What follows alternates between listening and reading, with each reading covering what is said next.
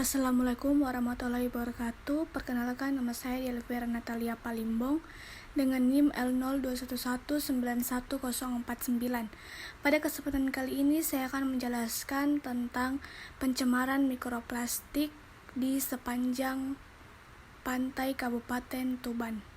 Sampah-sampah di laut merupakan salah satu sumber pencemaran laut dan sebagai penyebab global berbagai dampak ekologis. Plastik adalah bagian kehidupan modern, ditemui setiap hari dalam kemasan makanan dan minuman, dalam barang-barang rumah tangga. Plastik populer karena sifatnya yang ringan, tahan lama, dan harga murah, tetapi umur panjangnya menghadirkan tantangan ketika dibuang tidak benar.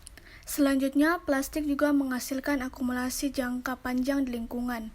Tujuan akhir pembuangan barang-barang plastik adalah lautan, di mana mereka membentuk makroplastik dan mikroplastik. Selanjutnya, latar belakang.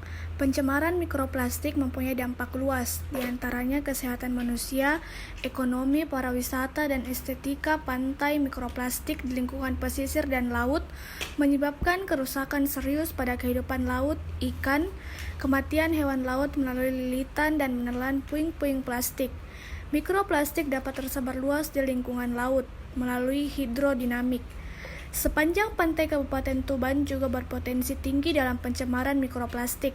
Dengan panjang garis pantai 65 km, berbagai kegiatan manusia mulai perindustrian, pelabuhan, perikanan, kepariwisataan, pemukiman, dan secara tidak langsung sebagian lahan pembuangan limbah. Namun belum ada informasi dampak pencemaran mikroplastik tersebut, mulai dari sumber, pola distribusi mikroplastik di lingkungan laut, mulai dari sedimen pantai sampai sedimen laut dalam, perairan, permukaan, sampai kolom air. Adapun tujuan dari penelitian ini adalah mengevaluasi pencemaran mikroplastik pada sedimen di sepanjang pantai Tuban, terutama di pantai berdekatan dengan muara sungai, daerah wisata pantai, dan pemukiman. Selanjutnya adalah metodologi penelitian. Yang pertama adalah lokasi penelitian, yaitu kawasan pesisir di sepanjang pantai Kabupaten Tuban dengan 5 kecamatan pantai, yaitu Kecamatan Palang, Tuban, Jenuh, Tambak Boyo, serta Bancar.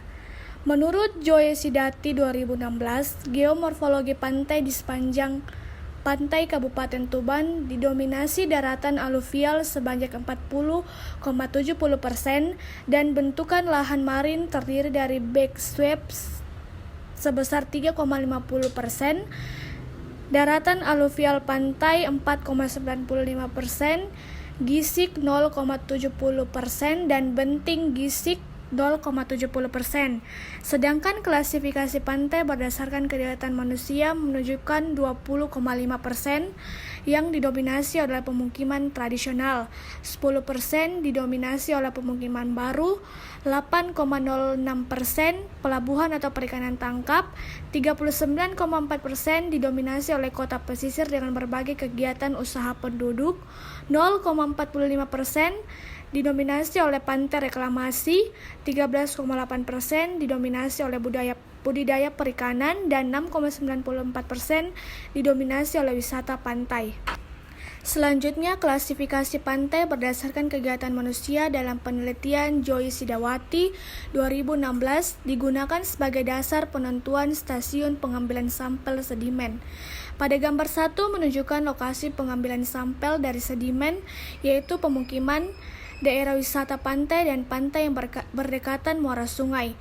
Menurut Siong et al. 2018, pantai yang berdekatan muara sungai menerima sejumlah besar partikel plastik berbasis darat dengan berbagai ukuran dan didistribusikan kembali oleh arus pantai pasang surut dan diangkut pencemaran mikroplastik di sepanjang pantai Kabupaten Tuban.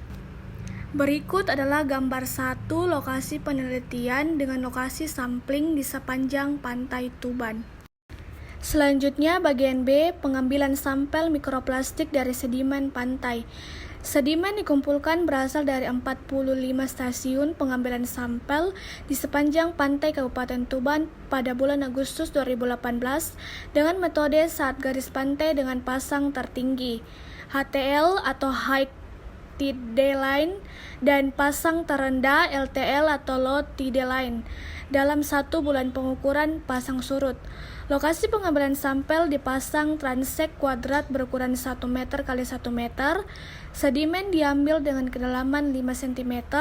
Sampel mikroplastik yang diendapkan gelombang terakhir. Sedimen sampel dikumpulkan dan disimpan dalam ember plastik 10 LT baru. Untuk setiap sampel ditambahkan 7 LT larutan garam NaCl, kemudian diaduk selama 10 menit. Selanjutnya dilakukan pengayakan basah dari supernatan dengan kertas saring untuk memisahkan ukuran pecahan mikroplastik dan mesoplastik. Selama pengayakan, sampel dicuci dengan air suling untuk memisahkan dan menghilangkan partikel perekat. Hasil saringan dikeringkan dengan oven 60 Celcius. Sampel disimpan dalam cawan Petri untuk dianalisa. Kemudian mikroplastik dipisahkan dari partikel organik dan kemudian diidentifikasi secara visual di bawah stereo mikroskop untuk menentukan ukuran kelas. Selanjutnya bagian C, analisis statistik. Untuk memahami variasi dalam distribusi mikroplastik menggunakan ANOVA satu arah dengan tingkat signifikasi 5%. Sebelum tes ANOVA, data distribusi mikroplastik diuji tes Kolmogorov-Smirnov untuk konfirmasi distribusi normal dan tes Levene untuk menilai homogenitas. Analisa regresi linier digunakan untuk mengetahui jarak muara sungai dengan pantai. Analisa korelasi untuk menilai kelimpahan mikroplastik. Analisis regresi linier untuk menentukan hubungan antara mikro dan mesoplastik. Semua analisis statistik dilakukan dengan perangkat lunak Minitab versi 16.0. Selanjutnya masuk pada bagian hasil, yaitu pengaruh pasang surut terhadap distribusi mikroplastik. Partikel mikroplastik dengan berbagai ukuran dan jenis diamati dan dianalisis di semua 45 sedimen pantai sampel. Kondisi iklim seperti suhu, udara, kecepatan angin, dan gelombang dicatat selama waktu penelitian. Hasil menunjukkan kondisi tersebut mempengaruhi distribusi mikroplastik. Arah angin dari timur laut ke tenggara dan kecepatan angin 4.08 sampai 11,07 knot. Arah arus dari barat ke barat laut dengan kecepatan 5,7 lebih kecil dari 11,1 cm per sekon, menjelaskan bahwa berbagai ukuran mikroplastik distribusikan kembali oleh arus pantai, pasang surut, dan diangkut angin.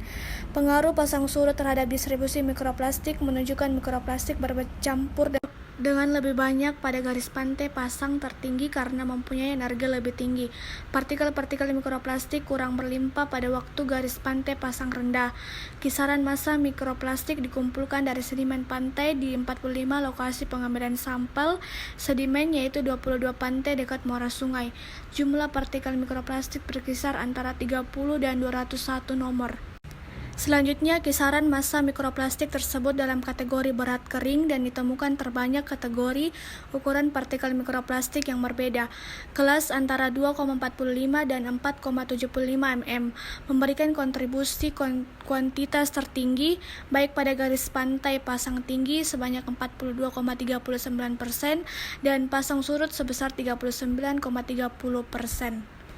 Berikut gambar 4, kelimpahan mikroplastik berdasarkan klasifikasi kegiatan pantai dan dampaknya pada 5 kecamatan pantai. Gambar 4 menunjukkan mikroplastik yang ditemukan di semua kecamatan berasal dari kegiatan wisata pantai, pemukiman, dan sungai dekat pantai, kecuali Kecamatan Bancar hanya dari kegiatan pemukiman dan sungai dekat pantai.